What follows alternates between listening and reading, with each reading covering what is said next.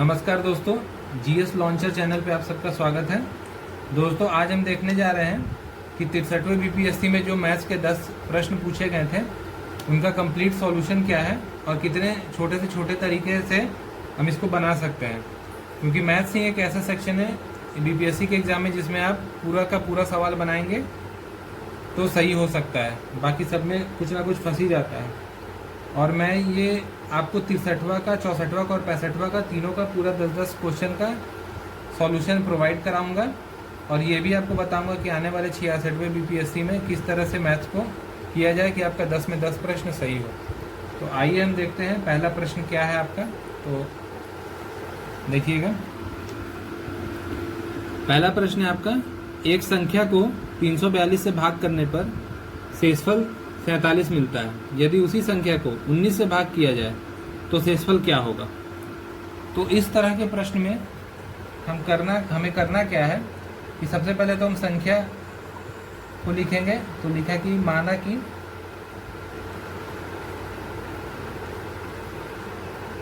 संख्या बराबर x into 342 plus 47, ये आपकी संख्या हो गई, टोटल संख्या, क्योंकि 342 से भाग दे रहे हो और शेष इतना बच रहा है। ये 47 अगर 342 में आएगा तो फिर ये यहाँ और जुट जाएगा, ठीक है। x का वैल्यू 1 से बढ़ जाएगा, ठीक है। x की जगह पे 1, 2, 3, 4 कुछ भी हो सकता है, तो उस पर हमको ध्यान नहीं देना है, हमको निकालना है सिर्फ शेषफल। इस तरह के प्रश्न में कुछ नहीं करना है। जब भी प्रश्न आएगा तो आपको संख्या इसी फॉर्म में लिख लेना है। अब 342 की जगह पे कुछ भी हो सकता है, 120, 125 कुछ भी हो सकता है और शेषफल कुछ भी हो सकता है। और अगला जो आपसे पूछा जाएगा वो हमेशा इस संख्या से कम के बारे में पूछा जाएगा। जैसे यहाँ पे 19 है तो 19 47 से कम है। आपको करना क्या है कि सीधे संख्या लिख के 19 से दोनों तरफ भाग देना है। ये ऐसे नहीं रहेगा, दोनों तरफ भाग देना है। तो आप देखेंगे कि ये यहाँ पे पूरा कट जा रहा है 18 से 18x प्लस, और ये आपका कट जा रहा है 38 प्लस 9 के फॉर्म में, इसको ऐसे लिख सकते हैं, ठीक है। तो आपका शेषफल यहाँ पे क्या बच रहा है, 9 बच रहा है, ठीक है। तो यहाँ पे आंसर आपका क्या हो गया, आंसर बी हो गया आपका। अगली प्रश्न की तरफ बढ़ते हैं हम। अगला है दोस्तों, एक व्यक्ति अपनी आय का 66.2/3% खर्च करता है, मतलब 2 हिस्सा खर्च करता है और 1200 रुपये प्रति महीना बचा लेता है, तो उसका मासिक खर्च क्या है। इस तरह का प्रश्न ये जो पहले भी था और अभी भी था, इसमें आप थोड़ा सा ध्यान देंगे तो आपको बिना कैलकुलेशन का भी आप सॉल्व कर सकते हैं। तो प्रश्न में कह रहा है कि 66.2/3% खर्च करता है और 33.1/3% बचत, ठीक है। तो ये 2 हिस्सा हो गया और ये 1 हिस्सा हो गया इसके कुल आय का, ठीक है। ये कितना है, 1200 रुपया। तो जब 1 हिस्सा 1200 रुपया है तो 2 हिस्सा कितना होगा, 2400 रुपया होगा। तो पूछ रहा है कि उसका मासिक खर्च कितना है, तो मासिक खर्च कितना हो जाएगा, 2400 हो जाएगा, मासिक खर्च 2400 हो जाएगा। तो यहाँ पे आप देख सकते हैं आंसर ए दिया हुआ है।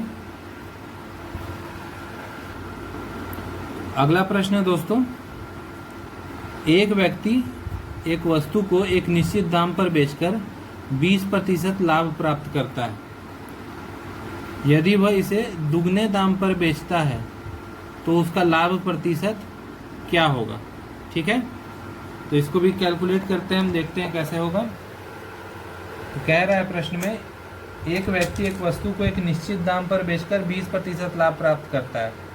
तो मान लिया कि मूल्य है वस्तु का 100 रुपया और उसको बेचता है 120 में, तो 20% लाभ प्राप्त करता है यहाँ पे। अब कहता है कि यदि यह इसे दुगने दाम पर बेचता है, तो दुगना दाम क्या है, 120 गुना 2, 240। तो इसका लाभ प्रतिशत क्या होगा, तो खरीदा था कितना में 100 में और बेचा कितना में, 240 में, तो बचा कितना 140। तो लाभ प्रतिशत इसका होता है 140। ये आंसर। अगला प्रश्न है दोस्तों, 10 महिलाएं किसी काम को 7 दिन में पूरा करती हैं। 10 महिलाएं किसी काम को 7 दिन में पूरा करती हैं और उसी काम को 10 बच्चे 14 दिन में पूरा करते हैं। 5 महिलाएं और 10 बच्चे उस काम को पूरा करने में कितना समय लगाएंगे। इस तरह का प्रश्न अक्सर बीपीएससी में पूछा जाता है। इसको ध्यान से देखिएगा, मैं बता रहा हूँ आपको कैसे करना है इसको, ठीक है। तो सबसे पहले क्या है, यहाँ पे कहता है कि 10 महिलाएं, तो 10 महिलाओं को हम फीमेल एफ से डिनोट कराएंगे। 10 महिलाएं किसी काम को, मतलब एक काम को 7 दिन में पूरा करती हैं,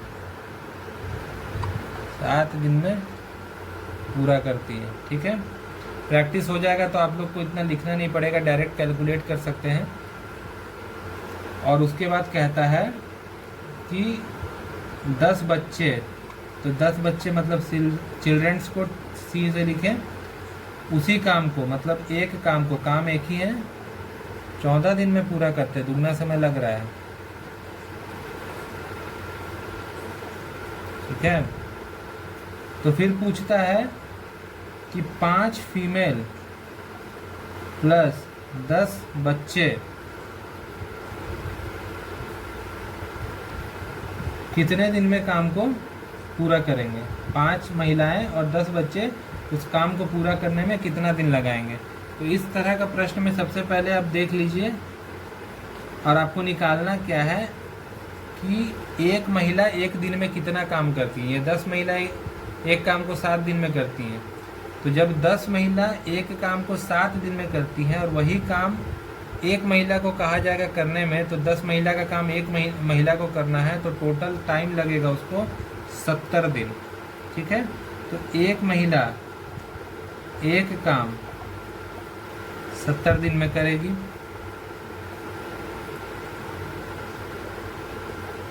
तो 70 दिन में एक काम एक महिला कर रही है, तो एक दिन में कितना काम करेगी वो महिला, एक दिन का उसका काम निकाल लेना है। तो 70 दिन में कर रही है एक काम, तो एक दिन में करेगी 1/70 काम, ठीक है।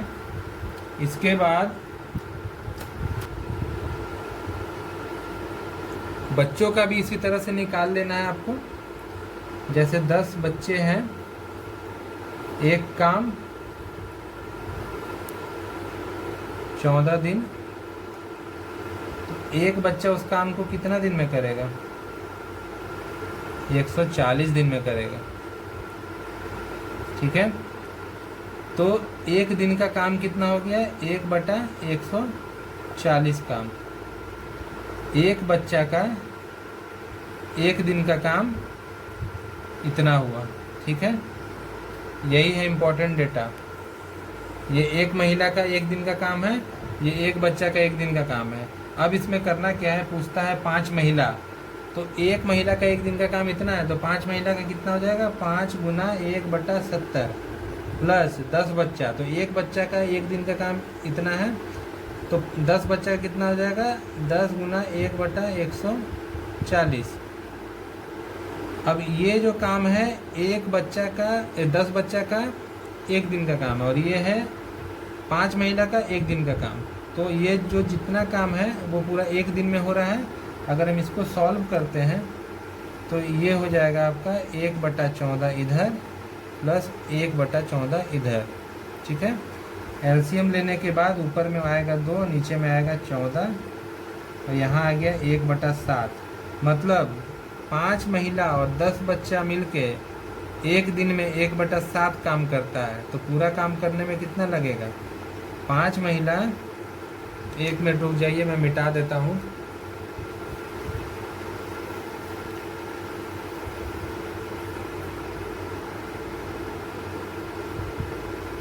पाँच महिला 10 बच्चा मिलके एक दिन में एक दिन में 1/7 काम किया। ये 1 डे, ठीक है। 1/7 काम किया, तो एक काम करने में कितना लगेगा? 7 दिन लगेगा। एक काम करने मतलब काम पूरा करने में 7 दिन लग जाएगा। ये सब प्रश्न थोड़ा लेंदी होता है, लेकिन इसको ऐसे समझिएगा तो बहुत आसान होगा और आप इसको आसानी से कर पाइएगा। अगला है आपका, इससे पहले वाले का आंसर ये 7 हो गया, ठीक है। 11 और 90 के बीच में कितनी संख्याएं हैं जो 7 से भाग हो जाती हैं? 11 और 90 के बीच में कितनी संख्याएं हैं जो 7 से भाग हो जाती है? तो इसको हम देखते हैं। 11 लिख दिए और इधर लिख दिए 90। 7 से भाग होने वाला संख्या चाहिए, तो बीच का पूछ रहा है, ठीक है। तो इस केस में तो दिक्कत नहीं होता है। कभी कभी क्या होता है कि शुरू ही 7 से करेगा, तो उस केस में आपको 7 को एक्सक्लूड करना है, इंक्लूड नहीं करना है। तो ये आपका 11 है और ये 90 है। तो इसके बाद पहला 7 से भाग लगने वाला 14, फिर 21, फिर इसी तरह करते करते आपका पहुंचेगा यहाँ पे कहीं 70 आएगा, 77 आएगा, और उसके बाद लास्ट में आएगा आपका 84, ठीक है। तो ये पहला संख्या हो गया और ये आखिरी संख्या हो गया जो 11 और 90 के बीच में आ रहा है। तो 84 को 7 से डिवाइड कर दीजिए, आपका बचता है 12। ये टोटल संख्या हो गया आपका कब? जब ये 1 से शुरू होता। तो ये तो दूसरा संख्या है, क्योंकि पहला संख्या तो 7 होता है। तो इसमें से -1 कर देंगे और बचेगा आपका 11, ठीक है। तो 11 हो जाएगा आपका आंसर। देख लीजिए इसमें 11 कहाँ है आंसर? 11 आपका ये ई वाला है। नेक्स्ट है आपका, एक व्यक्ति स्थिर पानी में 7.5 किलोमीटर प्रति घंटा से नौकायान कर सकता है। यदि 1.5 किलोमीटर प्रति घंटा की गति से बहती हुई नदी में किसी स्थान पर पहुंचने और वापस आने के लिए उसे 50 मिनट लगते हैं, तो उस स्थान की दूरी कितनी होगी? ठीक है, तो कैलकुलेट करना ही है। प्रश्न देख लीजिए अच्छे से। बढ़ते हम प्रश्न की तरफ। ये हमारा छठा प्रश्न है जो कि 63वें बीपीएससी में पूछा गया था। और दोस्तों, अगर आपको वीडियो यूज़फुल लग रहा है और लगता है कि आगे भी आपको काम का वीडियो मिलेगा, तो प्लीज़ वीडियो को लाइक कीजिएगा, वीडियो को शेयर कीजिएगा ज़्यादा से ज़्यादा, और चैनल को सब्सक्राइब कर लीजिए, क्योंकि आने वाले टाइम पे 66वें बीपीएससी से संबंधित बहुत सारा आंकड़ा आपको मिलने वाला है। चाहे वो मैथ्स हो, करेंट अफेयर्स हो, जीएस का सब्जेक्ट हो, सब कुछ आपको मिलेगा। उतना डेटा मिलेगा जिससे आप प्री पास कर जाएंगे आराम से। फिर मेंस के बारे में हम लोग बात करेंगे। तो बढ़ते हैं क्या, तो स्थिर पानी में वेलोसिटी क्या है? स्थिर पानी में वेलोसिटी या स्पीड जो भी है 7.5 किलोमीटर पर आवर। और पानी का कितना है? पानी का फ्लो 1.5 किलोमीटर पर आवर। ठीक है, तो आप लोग रिलेटिव मोशन पढ़े होंगे, अगर नहीं पढ़े हैं तो उसका प्रिंसिपल बता देते हैं कि अगर पानी बह रहा है इस डायरेक्शन में और आप इसी डायरेक्शन में जा रहे हैं, और आपका स्पीड अगर या वेलोसिटी जो भी है, गति आपका मान लीजिए 5 किलोमीटर पर आवर है और पानी का 2 किलोमीटर पर आवर है, तो इस डायरेक्शन में टोटल स्पीड आपका हो जाएगा 527 kmph। और अगर आप अपोजिट डायरेक्शन में आइएगा तो आपका 5 - 2 3 kmph हो जाएगा। ठीक है, अब चूंकि ये नदी है, बह रहा है, समझ लीजिए पहले इस छोर से चला और इस छोर पे पहुंचा, तो यहाँ गया और फिर यहाँ आया, तो डिस्टेंस टोटल कितना है? मान लिया कि ये डिस्टेंस d है, तो टोटल डिस्टेंस हो जाएगा 2d। ट्रेवल करने वाला डिस्टेंस है उसका 2d।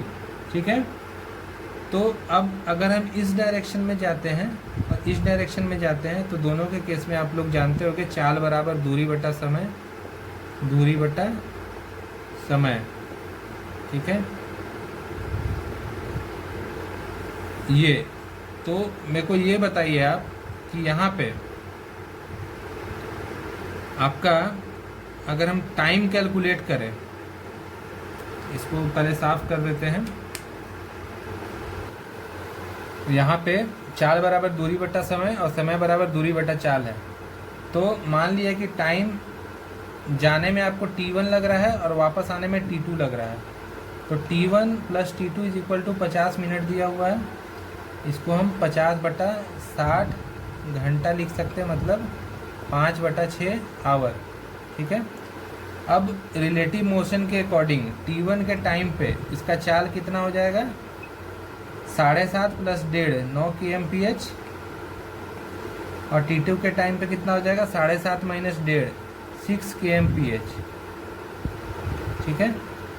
तो T1 बराबर, इस फॉर्मूला के अकॉर्डिंग T1 बराबर दूरी सेम रहेगा, तो दूरी को हम D ले लेते हैं बटा चाल 9 प्लस T2 को अगर जोड़ेंगे, T1 प्लस T2, यहाँ पे T1 और ये T2, D 7.5 माइनस 1.5 6 हुआ। ठीक है। ये आ गया आपका 54, और ये 6D प्लस 9D 15D 54। ठीक है। और यहाँ पे T1 प्लस T2 कितना था, 5/6 घंटा, तो ये 9 गए यहाँ पे। अब इसको हम वापस जब भी लेते हैं, इधर मैं कर रहा हूँ, तो 9×5 = 45, 15D, तो डिस्टेंस हो गया आपका 3 किलोमीटर। ठीक है। अब डिस्टेंस यहाँ पे 3 किलोमीटर हो गया है, और आंसर, डिस्टेंस तो एक तरफ का है ना, तो टोटल 3 गुना 2 करना होगा।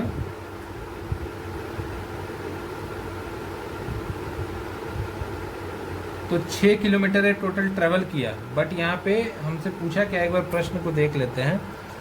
एक व्यक्ति स्थिर पानी में प्रति घंटा वापिस है तो उस स्थान की दूरी, तो दूरी पूछा है, मतलब डी ही पूछा हुआ है, तो हम यहाँ पे 3 ही लिखेंगे। ठीक है। 3 आंसर लिखेंगे। अगर टोटल डिस्टेंस ट्रेवल पूछता तो 6 किलोमीटर करते, लेकिन यहाँ पे 3, तो आंसर हो जाएगा हमारा ए।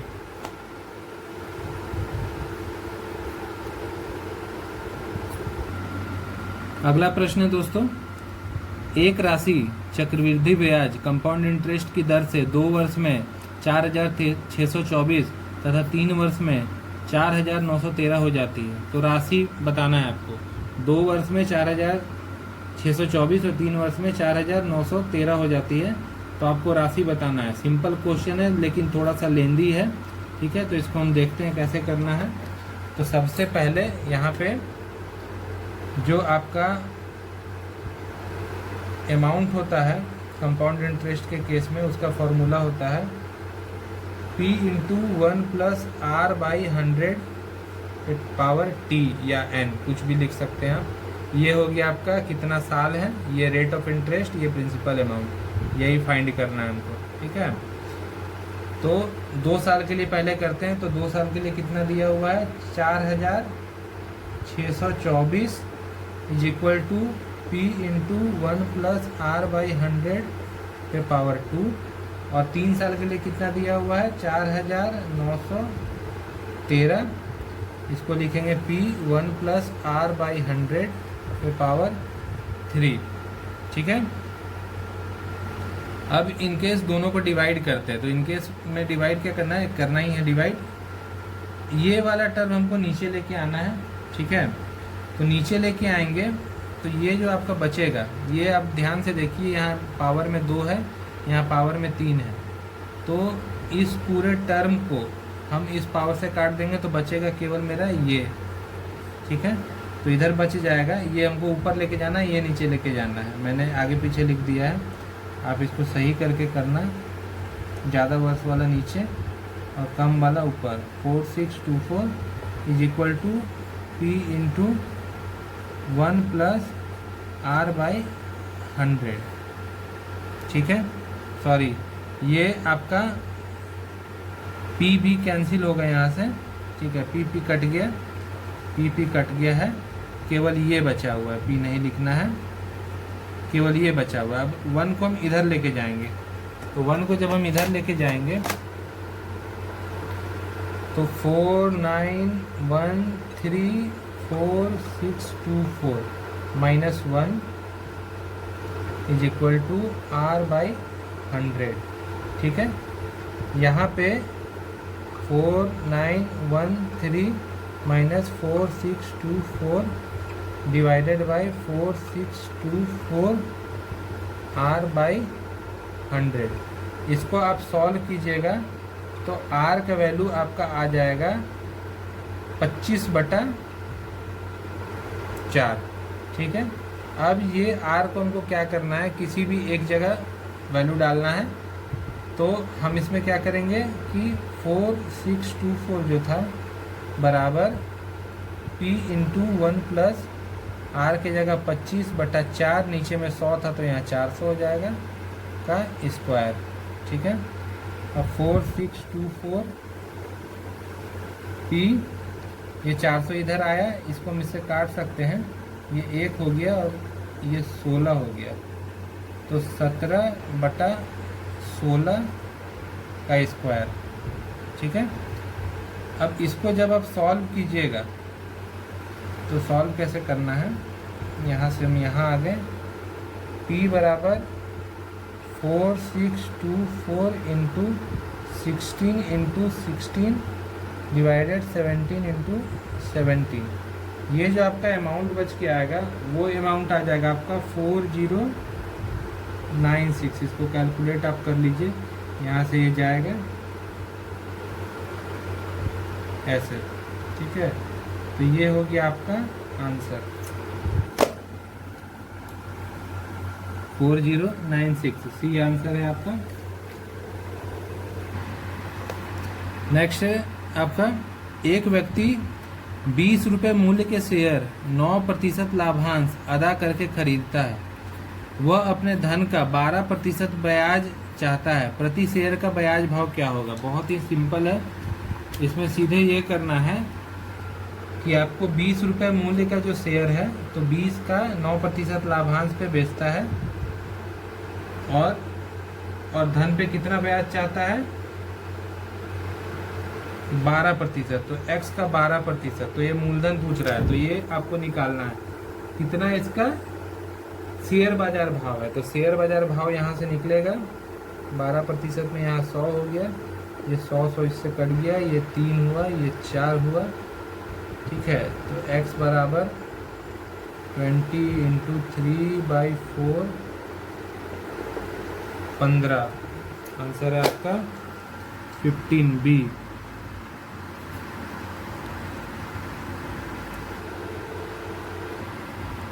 नेक्स्ट क्वेश्चन है आपका, एक पाई चार्ट यहाँ पे दिया हुआ है, लिखा है निम्न पाई चार्ट किसी राष्ट्र द्वारा किसी विशेष वर्ष में विभिन्न खेलों पर किए गए व्यय को दर्शाता है। चार्ट का ध्यान से अध्ययन करें और प्रश्न का उत्तर दें। कह रहा है कि फुटबॉल पर क्रिकेट से कितना % कम व्यय खर्चा हुआ। यहाँ पे देखिएगा, आपका मेन मुद्दा है फुटबॉल और है क्रिकेट। क्रिकेट है 81 डिग्री, फुटबॉल है 54 डिग्री। बोलता है फुटबॉल पर क्रिकेट से कितना % कम व्यय खर्चा हुआ है। तो सीधा सा बात है, यहाँ पे क्रिकेट को लिखा है 81 डिग्री और फुटबॉल है आपका 54 डिग्री।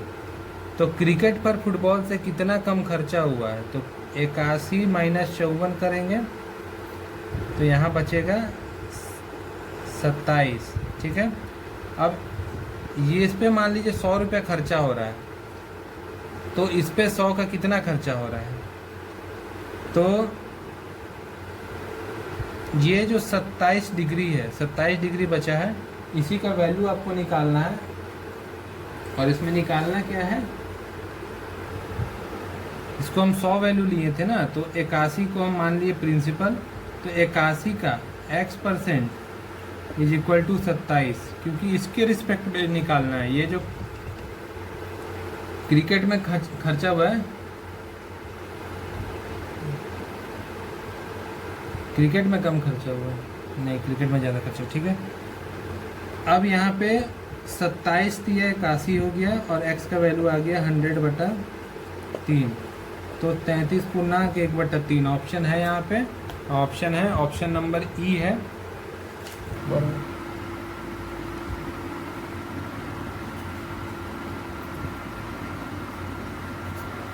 अगला प्रश्न है दोस्तों,